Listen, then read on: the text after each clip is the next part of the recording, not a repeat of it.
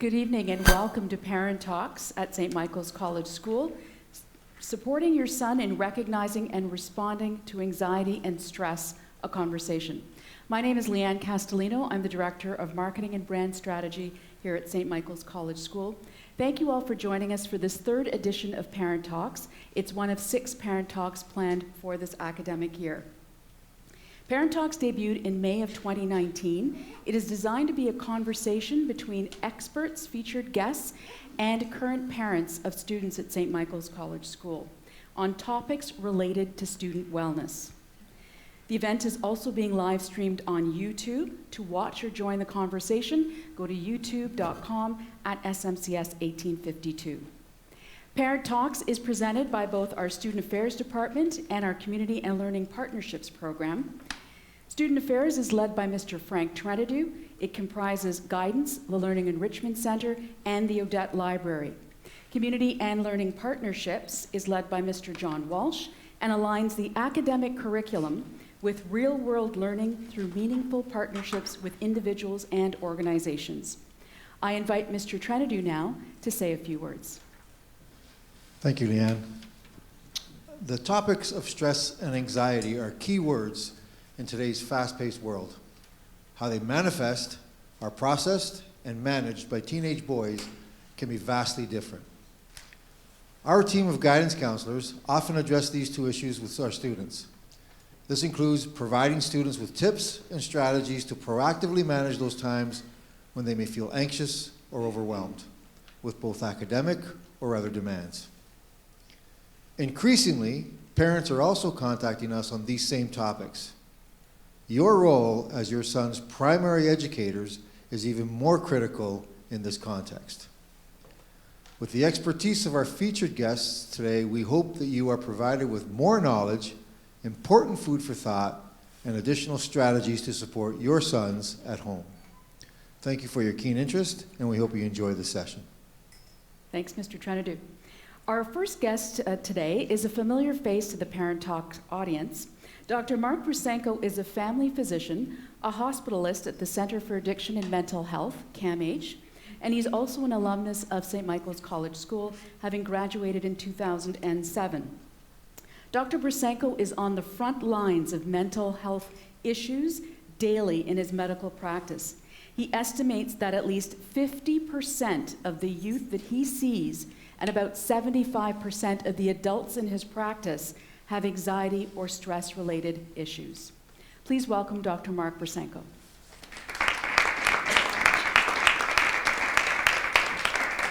Thanks, Leanne. Thanks for having me back. So it was really interesting. As I was walking in here, I heard a group of kids talking about me, and some of them had mentioned they saw the last talk that I gave in May about substance use and vaping. And I was like, you know what, this is it. Finally, the kids think I'm a narc. This is really my greatest fear.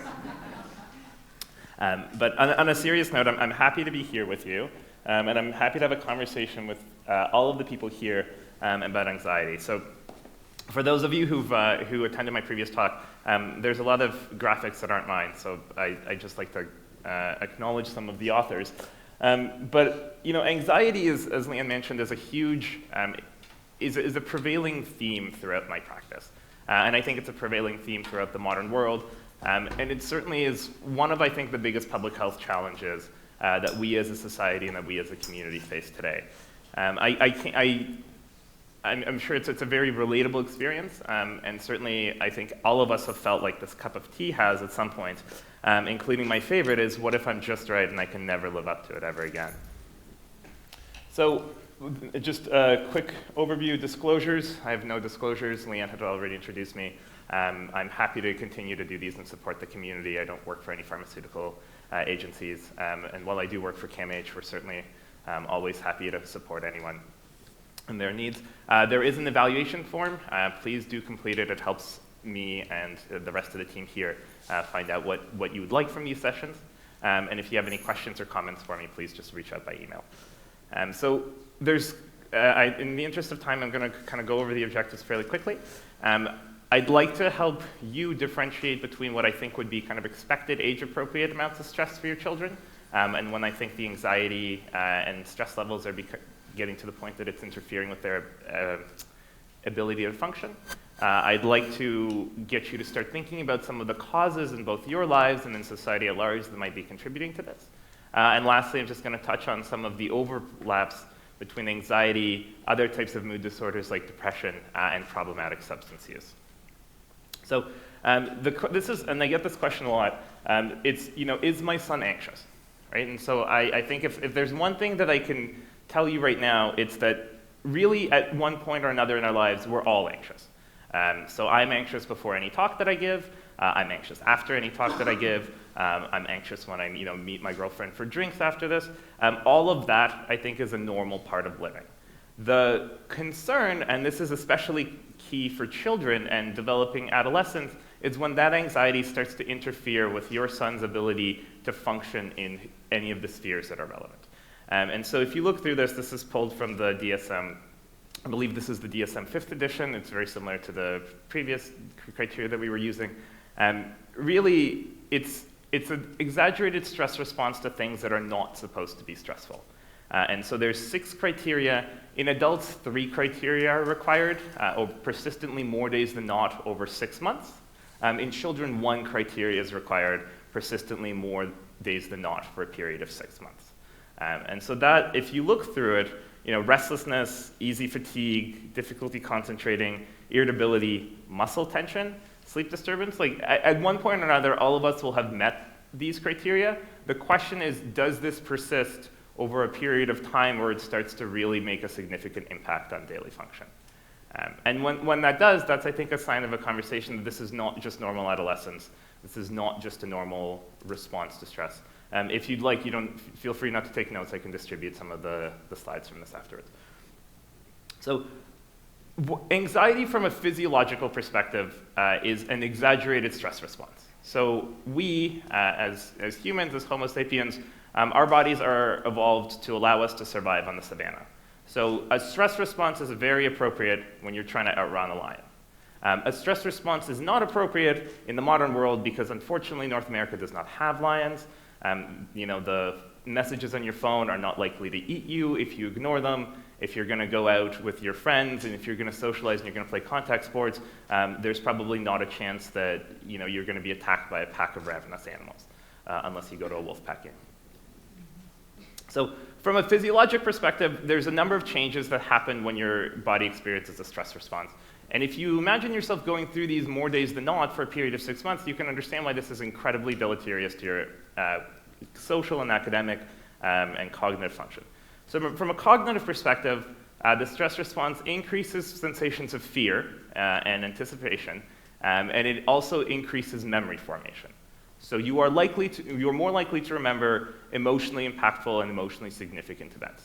What it decreases is essentially prefrontal and frontal cortex functioning, which is kind of the higher level thinking that allows us to rationalize and allows us to cognitively work through behaviors. Your body does not want you to think about whether or not this lion is more dangerous than other similar lions you've seen in the past, or whether or not this one looks a little bit healthier or a little bit less healthy, or like how bad would it really be to be clawed or bitten by a lion. That you do not have time for that. You are running. Speaking of which, your ability to perceive things changes. So you will allow more light through your pupils. You will get tunnel vision. You will lose peripheral vision. Your sense of smell and taste and hearing will be reduced. Humans are not particularly adept at using those senses, certainly not in an emergency situation. You're going to start to not hear and not sense other things, and it's very much a visual experience. Your respirate, heart rate, and blood pressure will increase. You will start to lose more water. Blood flow peripherally will decrease, so you'll have less blood flow to your stomach, less blood flow to your bladder, less blood flow to non-core skeletal muscle and central organs. And then there's a couple other things that I think are kind of interesting and that speak to some of the longer-term consequences of being anxious. So the stress response typically decreases your body's insulin secretion and also your cell's response to insulin. The thought is that if you're trying to outrun a lion, you don't want to accidentally run into the risk of having too low a blood sugar. On a chronic, long-term basis, this predisposes people to diabetes, which is a disease of partial insulin resistance. The other thing is testosterone production is decreased, and so we are noticing that some men are going through what's called premature hormone failure, so andropause in air quotes, and we think that that might actually be associated to higher prevailing levels of anxiety in the general population. And then the last thing that happens that many people might notice is that your immune system is suppressed. An immune response is by definition inflammatory. It tends to limit immediate physical activity. It tends to limit your body's ability to perform at a peak level. And so if you're constantly stressed and anxious, and the perpetual suppression of the immune response, especially in adolescents and children, often leads to increased frequencies of periods of being sick. So, the classic, constantly getting over a cold, flu-like symptoms, never quite at 100% physical capacity. Often we see that in people that are undergoing at least some level of stress. And so, you're going to fact check me after you leave here, so I figured I would save you the work. WebMD has a very comprehensive little infographic that highlights some of these things. And then we're going to talk about how prevalent is this. So I like to reference the resources that I use, just to give you some sense of credibility. Because this is such a common public health concern, we actually have excellent population-level data in Canada, thanks to the long-form census and thanks to a number of organizations that are looking into this. And so the most recent data that I'm talking to you about was published in 2016 over a 14-year longitudinal comprehensive survey of just under 1 million school-aged adolescents in Canada. And so on that basis, about 1 in 10 Canadians over the age of 15 reported using healthcare resources for mental health or anxiety-related concerns within the past 12 months of the survey. So that's an incidence rate of about 10%. For contrast, the incidence rate of adults and children who've presented to similar healthcare resources for asthma, which is a common condition that's quite prevalent in childhood, is also about 1 in 10. So from a prevalence perspective, population-wide, anxiety disorders are roughly comparable to asthma. There's some changes on the basis of age. So younger children tend to have higher prevalences of asthma. Older adults tend to often grow out of it. The inverse is true with anxiety. Younger children tend to have a lower prevalence rate of anxiety or mood-related disorders. And then as they get older, that prevalence starts to overtake it. It's more in adults, anxiety disorders or mood disorders are more common in women than in men.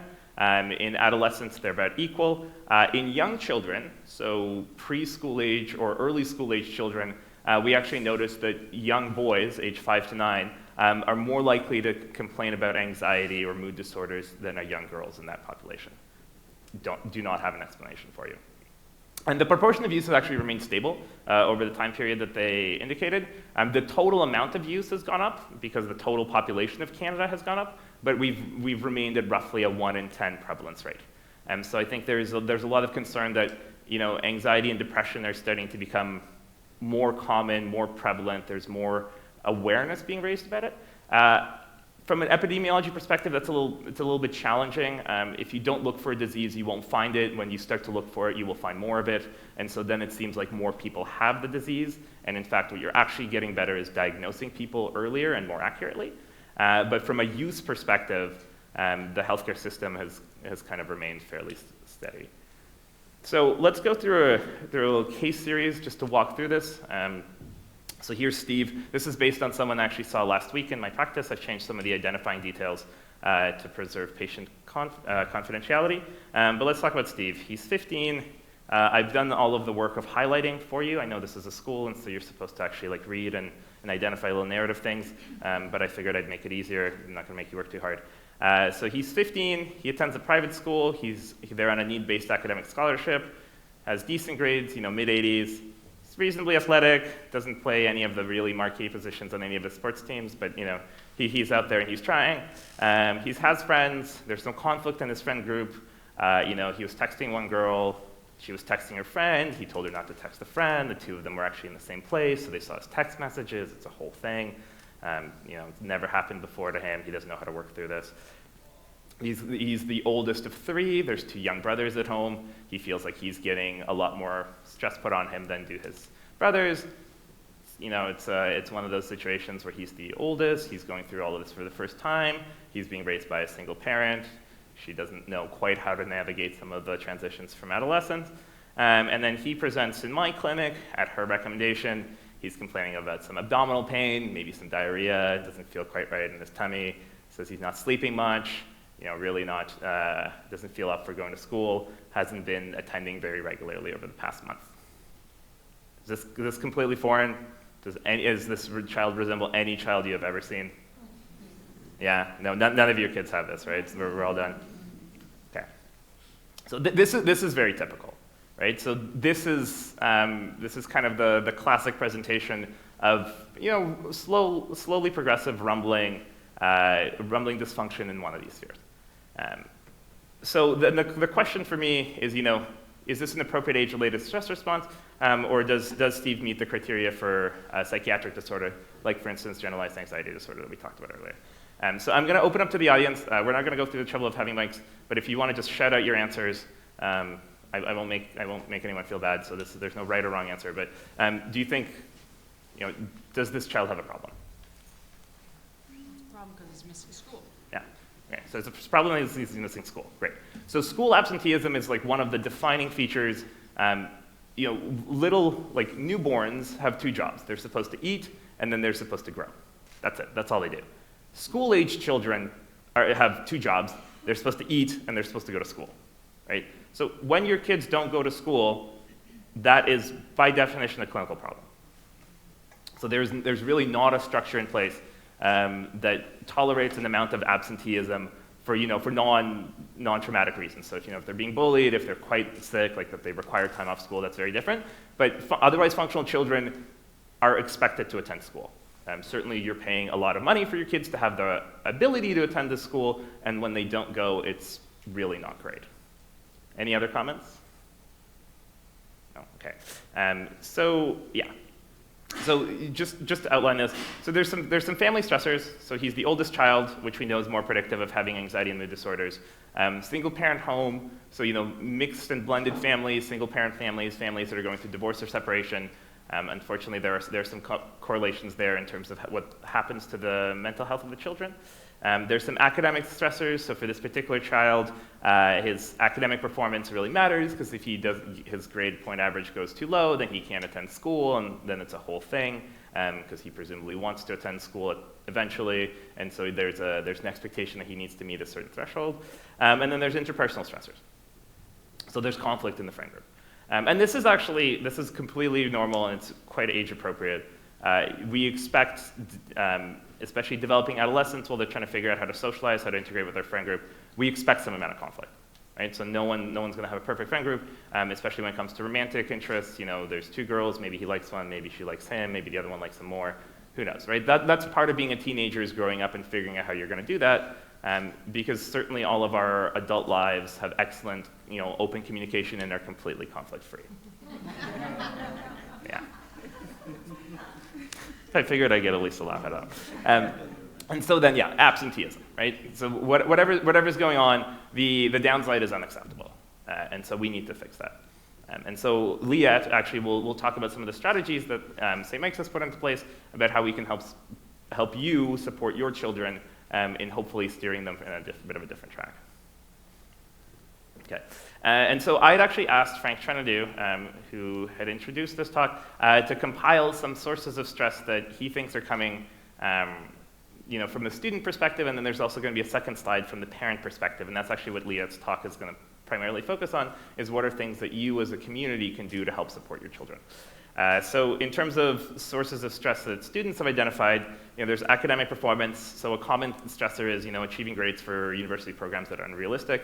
So there's exam anxiety, there's, workload issues, there's, procrastination and study skills issues. And so oftentimes it's a mismatch either between, ability and expectations, or it's a mismatch between, potential and learning skills and learning strategies to help reach that potential. There's social stress. Again, we've mentioned, friend groups, romantic partners, family issues, so, separation, divorce, sibling rivalry. And then there's some extracurricular stuff, and I wasn't able to work this into a case study. It would have made it a little bit awkward, but if you imagine, so high-level athletes returning from injury, especially for many of them as they get older and their athletic performance is tied to future things like academic or athletic scholarships. That becomes a big thing. And then there's school life balance. You know, the child that has 19 extracurriculars and is constantly running from band practice to drama club to whatever it is that kids do these days, watch me on YouTube. You know, those types of things. And some of that can often be overwhelming, and from a scheduling perspective, you know, all of us, I think, here have felt like we've been overcommitted at some point in the past, and many of us have adult coping strategies and or, you know, financial resources to be able to deal with that. You know, as a 15-year-old, you can't really outsource going to band camp, like you can't hire a band camp person. Okay, and so these are some of the parent sources of stress. So academic expectations, so the reverse, the downward pressure to succeed, and you know, motivation to attend their university or post-secondary program that might not line up well with someone's interests or skills or values. So, you know, you should go be a, you know, doctor, lawyer, engineer, whereas that person says this really isn't the track for me. You know, social stresses, so limits on socializing, on social media, on, you know, screen time, that's often a point of conflict. So, you know, Steve, the kid that I based my example on, you know, instead of going to school, he would spend all of his time on his phone, which I think most of you can relate, is a common temptation and a common distraction for kids. And they probably need to spend some amount of time on their phone because that's how they socialize, but when it becomes all the time, that starts to become problematic, and there's often sources of conflict. And then again, the same sort of separation, divorce, family issues, and then extracurriculars. So there's students that are overcommitted, and sometimes there are parents that encourage them to take on more than they should. And especially with, you know, admission to prestigious universities or programs, you often see this idea that, like, you should be doing, you know, box A, box B, box C, box D, and eventually you just run out of time during the day. And so, and then the other point, and I think this is very much something that kind of encompasses all of this, especially in a very high-end, you know, high-achieving, academically focused setting. Then there's this idea that, you know, your child's success is ensured and guaranteed, versus the fact that they might have a potential to earn and achieve that success. But there's no way to necessarily guarantee that, you know, just because you send your kid to a really good school does not mean that they are going to turn out well. It is very predictive. I think you're doing the right thing, but there's really no amount of money that you can throw at a child that is going to ensure their academic success. That's actually untrue. If you look at the college scandal in the United States, that $2 million is roughly what it takes. But I think you can, with a little bit of, you know, effort and discipline, we can probably get you a better price for that. They got caught. Yeah, I think it's about $10 million to not get caught. Okay, so, you know, and the last thing, and I'm just being mindful in the interest of time so I don't cut Liat off, just a quick thing on how do people cope with stress and anxiety. And so this is actually the second part of that slide that I pulled from the DSM-5. You know, what's going on? And no, I don't think anyone is going to be surprised that, you know, chemical or substance-based coping is one of the most common coping strategies for, you know, teenagers and adults worldwide. Right? The amount of people that have a stressful day and come home and have, you know, a glass of whiskey to unwind is you know, that's innumerable. It's a cultural trope. The challenge is that teenagers tend not to have the same sense of moderation and the same ability to really gauge their, you know, problematic or typical use of substances, and so often you'll see people that are, especially like older adolescents, who run into substance use problems that will persist with them lifelong. And we know that there is a very strong correlation between anxiety and mood disorders and substance use problems. Almost everyone self-medicates with something. And so the question is, you know, what are your children self-medicating with? And so again, this is a study on childhood and adolescent pathways to substance use disorders. It's from 2014, so it's a bit dated, and so unfortunately it predates the rise of e-cigarettes and vaping devices. But even then, they were able to identify that tobacco use was really one of the highest sources of medical morbidity in Canada. Physical inactivity, unhealthy eating, less so an issue in the adolescent population, but there are lots of people for whom food will become a source of comfort. And then heavy drinking, you know, excessive alcohol use is one of the most common and probably the most serious from a, you know, total population level public health crises of our time. Probably second only to smoking. And so use of alcohol in students between grades 7 and 12, which is precisely the population that we're talking about here, is about 44%. So roughly 1 out of 2 students at St. Mike's has had an alcoholic drink in the last year. And I suspect it is not likely to be just one alcoholic drink. They're not going to be like, oh, this beer tastes kind of bitter and isn't any fun. Like, I'm not going to do this anymore ever. And so the amount of problematic drinking is about 24%. So 1 in 4 students is going to have, what we consider to be binge drinking, which is more than 5 drinks in a given setting. And the average age that they start drinking is 13, which I believe is grade 8. Yeah, grade 8. Okay. And then use risk perception of cannabis products. Again, this is actually prior to legalization, so I suspect research that will come out in 2 or 3 years will show an uptick in this. So past year use is about 17%, so 1 in 6. Average age is 14. Of those who smoke, those who continue to smoke fairly consistently is about 80%. So 4 out of 5 kids that try pot will continue to smoke pot. And just over half of all kids surveyed think that chronic pot use is dangerous for your health, which means that the other half do not. And again, this is pre-legalization, so I think now I would expect those numbers to have all gone up, and the number about how many kids think it's dangerous to have gone down.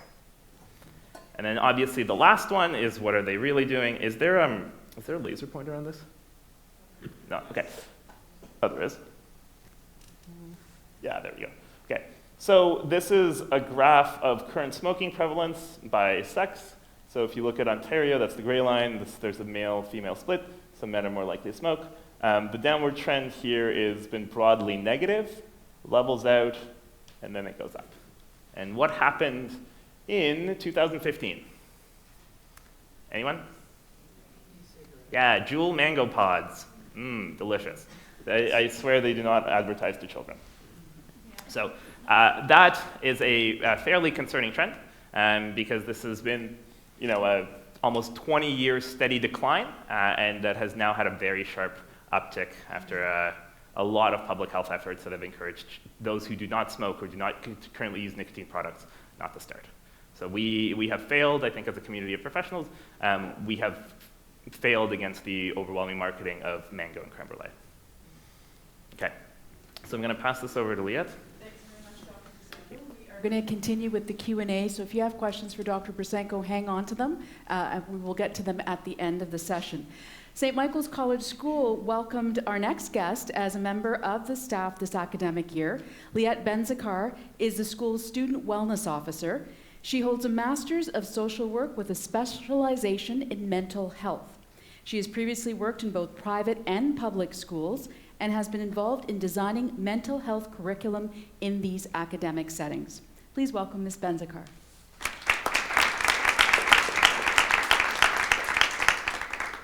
Hi, everyone. Thank you so much for having me. Mark, it is an honor to be up here with you and to have been so warmly welcomed in to the St. Michael's community as the new student wellness officer. What we know is that creating safe spaces within schools allows for the social, emotional, and mindful learning of students, which really supports them in their academic success. This really is focusing on the whole child in mind, body, and spirit, and not simply in their academic realm. A school-wide approach to mental health really has the capacity to enhance the conversation when it comes to creating safe spaces where students can learn to acquire practical skills that foster resilience, focus, wellness, and increased happiness. And so, as a school social worker, I'm able to observe, for example, the anxious behavior of a student and how it might be impacting their ability to interact with their academics, to socialize with their friends, to be members of their community, and how that might be impacting them at home. I'm able to establish regular contact with the student and their family and really build that school-home relationship. Within the school walls, I'm able to track progress, collaborate with school personnel, and liaise as a champion of all of the hard work that the student is doing. So as a school social worker, in the Student Wellness Office, there's a wide range of services that are offered.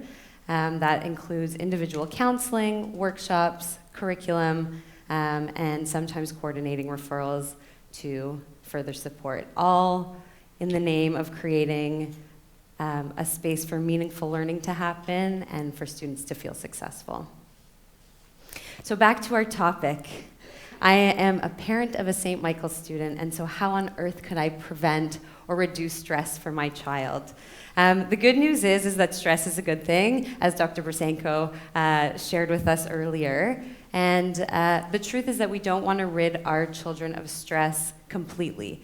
So we won't be able to do this overnight, and we won't be able to do it all together, and especially not overnight. So this sort of things takes time, but it's possible. So when our teens worry, so do we. All of a sudden we see that they're no longer interested in the things that used to bring them pleasure. They're not interested in socializing with their friends. They perhaps are not showing up to school or submitting their assignments. So what loving parent wouldn't worry? What's interesting about that is then students can learn patterns of worry from parents who really are only trying to be helpful. So our responses as parents can actually encourage this fearful behavior to continue. It might enforce that behavior, and it might increase their fear and avoidance in certain cases. So a lot of the time, there's a good chance that one parent in the family is behaviorally inhibited or anxious themselves. And so that might be family history, that might be learned behavior from their own parents. A child or a parent may have gone through a particular trauma. And then, as a parent, I may have had worries and dealt with anxiety in the past, and I've sort of kept it at bay, but now all of a sudden, my child is anxious. And so now I'm worried about worry popping up. So we, as parents, want to do our best to try and protect our children. And so we do our best to remove or fix any anxiety-provoking situations. We jump into the rescue, and that oftentimes is enforcing that anxious behavior to happen. So you might ask yourselves, when are there times where I'm expressing caution to my child rather than perhaps giving them a vote of confidence? So when they leave out the door to get on the subway in the morning, am I saying to them, be careful? Or am I saying, think a few steps ahead and have a good day? So it's about the way we frame things sometimes. Especially if we're a parent who's experienced our own degree of stress or anxiety, we might think to ourselves, I can't stand to see my child suffer the way that I did. Or, what am I supposed to do? I'm a parent. I'm protecting my child. But the message that we're giving to our children when we say things like that is that I can't handle this situation, and I need my parent to help remove me from the situation so that my stress will go away. Anxiety as a function wants certainty and comfort.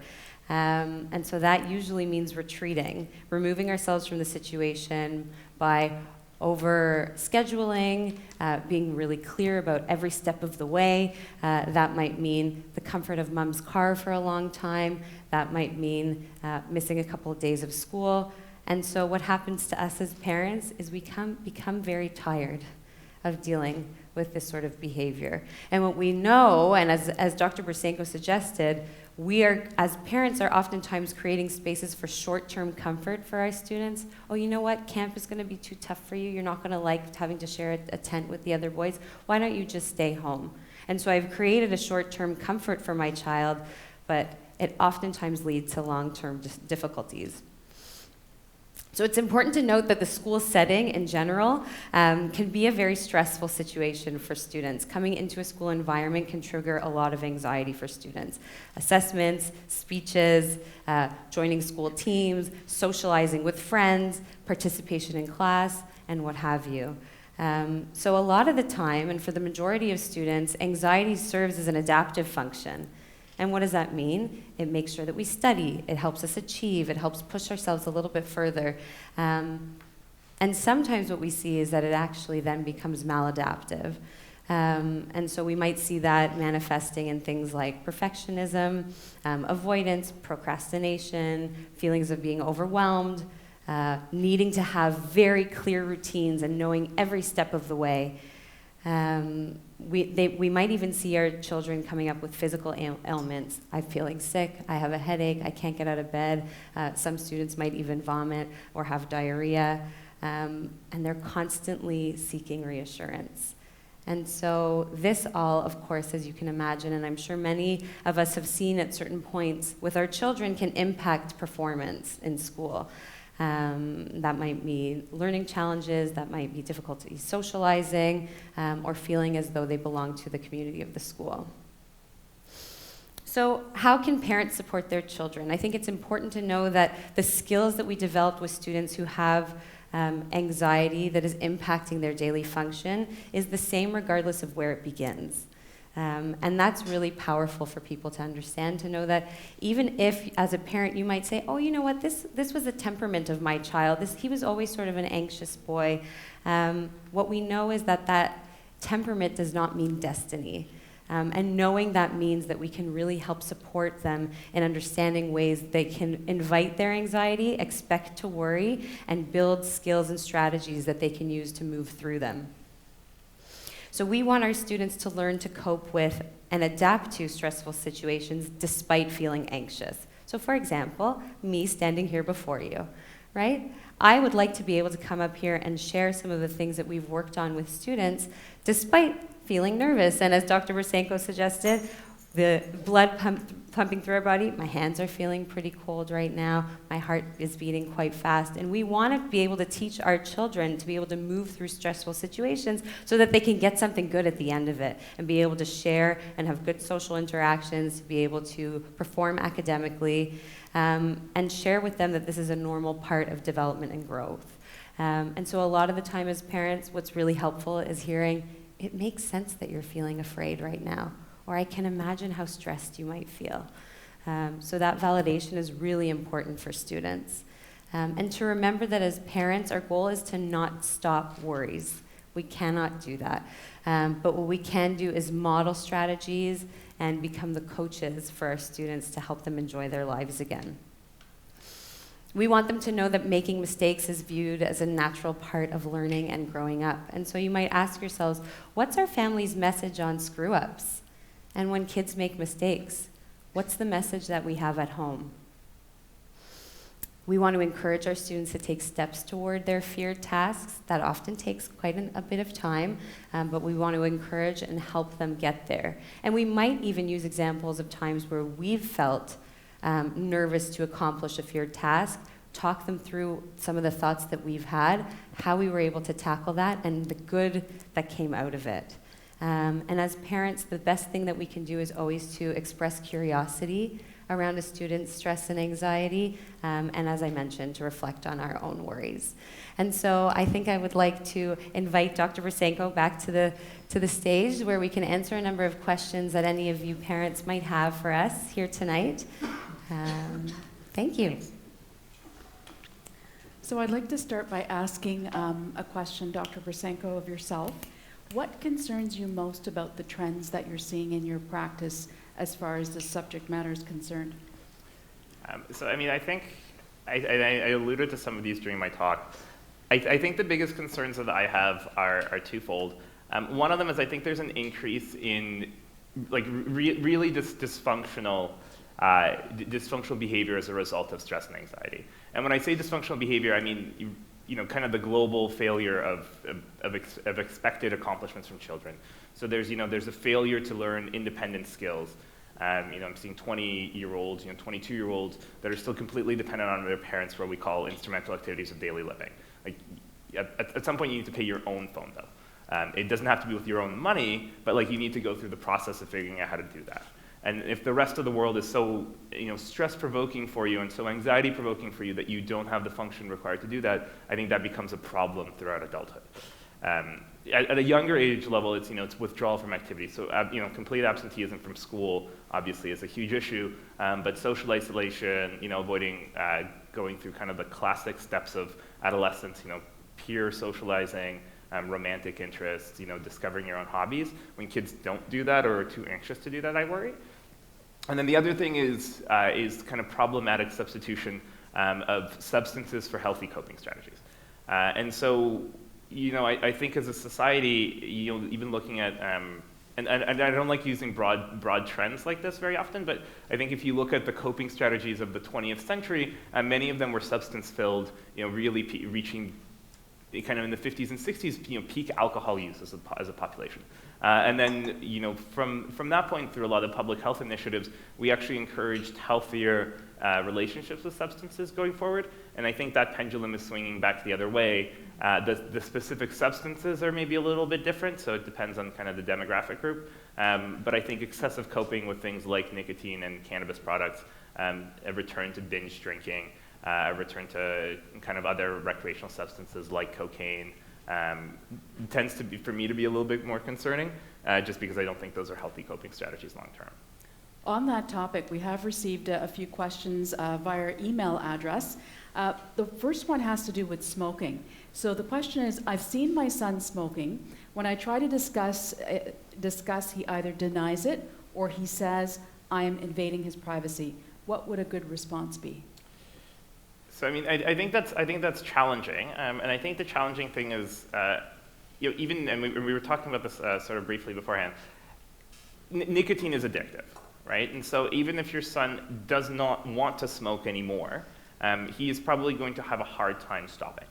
And I think it's about creating an environment that says, I know you do this, I think it's wrong, you might disagree. But I just want to have a conversation about how you feel about this, whether or not you think this is harmful for you, what you want to do long term. I think making sure that it's an environment that's open and welcoming. Mm-hmm. You're allowed to express that you don't support this activity, and certainly I would suggest that and no one that doesn't smoke should start to smoke, and as everyone that smokes should try to quit. But to have a conversation about what is this going to look like long term. Because unfortunately, when your kids turn 19, they can go ahead and buy nicotine products. They can go ahead and buy cannabis products and alcohol. And so you're not going to be, a complete abstinence strategy is probably not going to work. But having a conversation about what's going to happen, how are we going to stop this from being problematic use, is I think going to be a better approach. I think what's really important as well is to educate ourselves as parents in terms of being prepared to have these conversations with our students, with our children. And I think using blanket statements that says, well, don't you know vaping's bad for you? And sort of leaving it at that. I think the students are very aware of the potential impacts that smoking and vaping have. And so I think being able to open up the conversation in a way where children don't feel judged or that they'll be in trouble or that they'll be forbidden to hang out with certain people because of that. I think being able to open up the conversation to think about long-term goals is really important. Yeah. I've yet to have anyone, like child, adolescent, or adult, come to me and say, I actually don't think smoking is bad for me. Like, it is not a decision that people make out of, I think, ignorance of consequences. I think they just think that the consequences won't apply to them or that the consequences don't matter. Just a reminder, if you have a question, just raise your hand and we'll have a microphone come to you.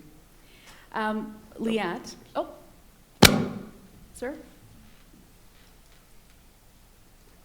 Thank you, John. Yes, just speaking about consequences. I was just curious.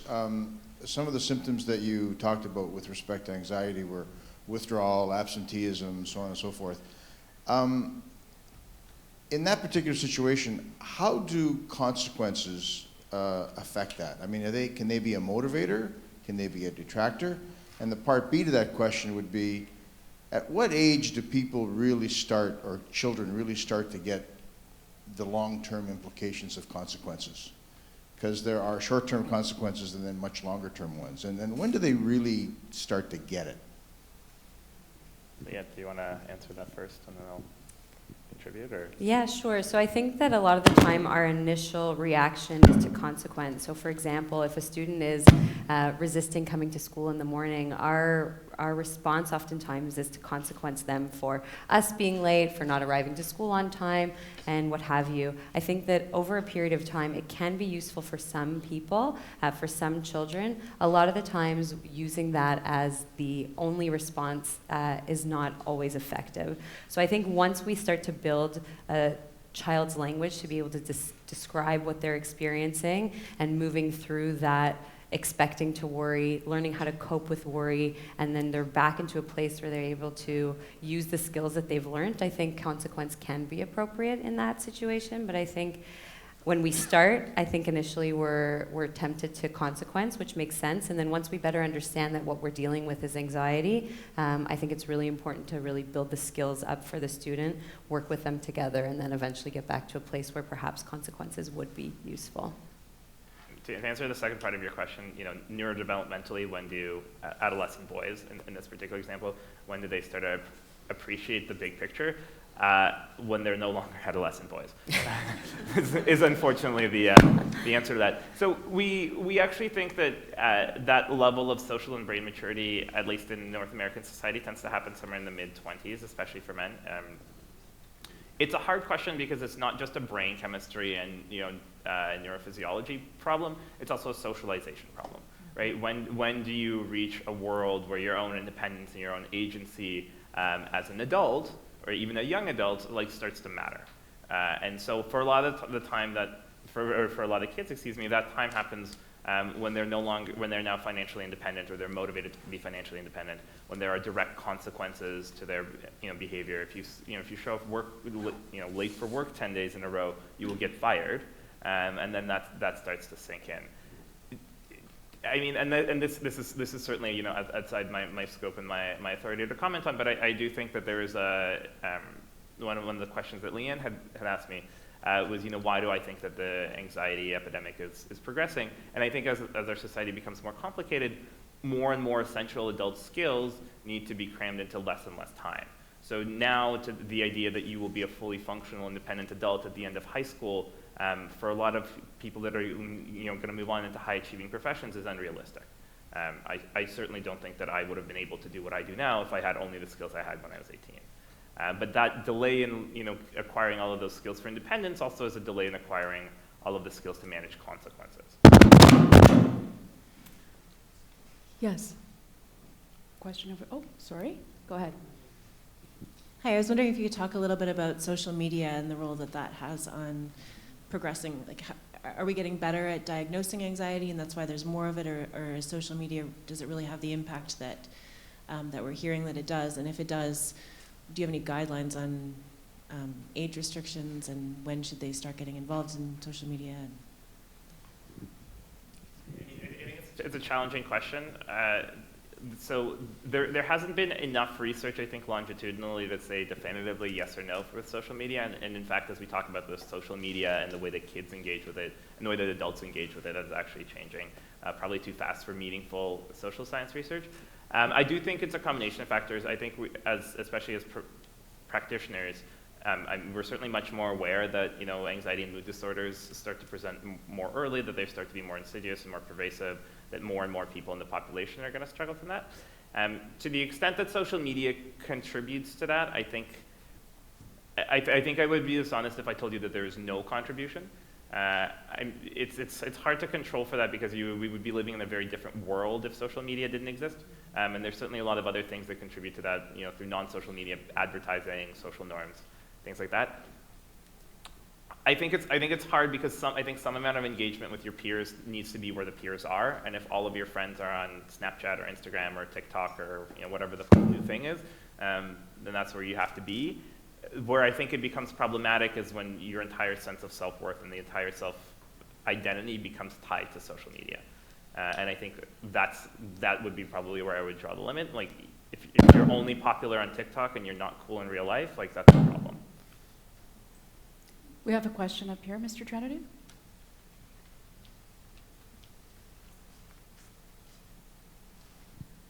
Good evening. So my question is really, you both spoke a little bit in terms of just the boundaries and the parents' role as far as supporting our children to go through this life stage. What would you say in terms of the balance? So there's a big difference between sort of being proactive and being reactive. And so as parents, they are sort of at that initial stages of that growth, and you want to give them a little bit of that room to grow and develop. But at the same time, you're on standby and watching them make perhaps some decisions that may not necessarily lead them in the right path. Any suggestions in terms of when you feel would be that healthy threshold of us intervening? I think it depends. based on the child, and you really are an expert in your child. But I think if you can sort of imagine, your child climbing a tree for the first time, how are we engaging with them as they're doing that? Are we standing right underneath the trunk and saying, you really shouldn't be doing that, oh, you're gonna break your neck, oh, or are we giving them space and saying, oh, there's potential here that you could get injured. Why don't you think a couple steps ahead before you engage in the next step? Or why don't we think about how you're going to climb the tree before you do it, and then you can come back and talk it through with me. And so I think that the balance is hard to quantify, but I do think that it's important to be able to give them space to make mistakes, and let them know that that's a normal part of adolescence, and then come back and debrief it with me so that we can talk about steps for next time.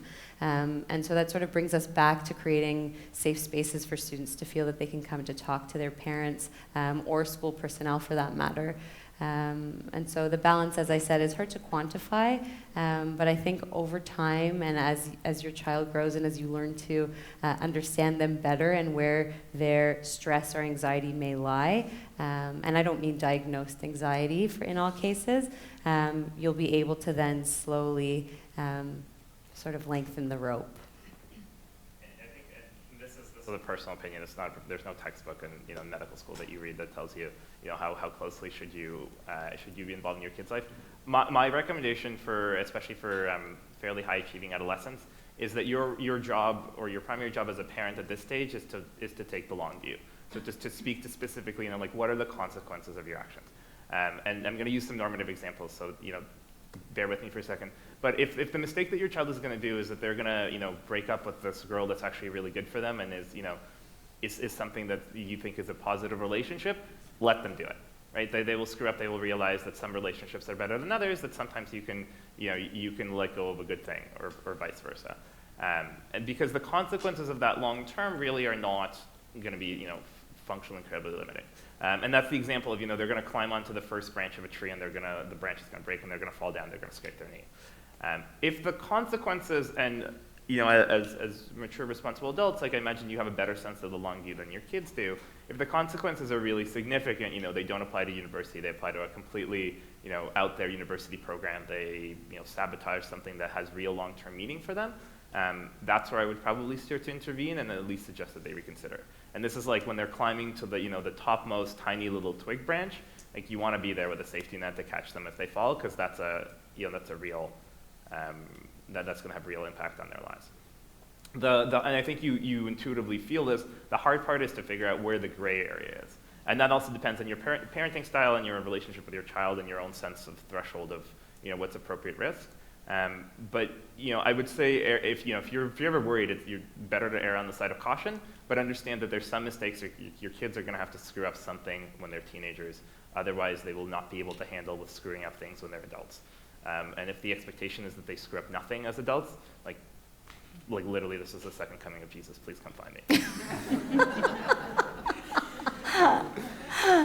I want to turn to a couple more questions that we got via email. Liat, this one is something probably that you faced already. We're heading into a particularly busy time of the calendar already in terms of tests and assessments coming up. Can you share any strategies for parents to better support their children with test and performance anxiety? So I think, as I mentioned before, it really is important to consider what the approach of the family is at home when it comes to test taking and receiving results, and how that might be impacting a student's ability to be able to perform at their best. So thinking about what the messaging is at home in terms of success on tests, and one test in the short term as opposed to having a look at the bigger picture. So allowing each test to be its own independent thing that eventually then builds up to be their entire grade.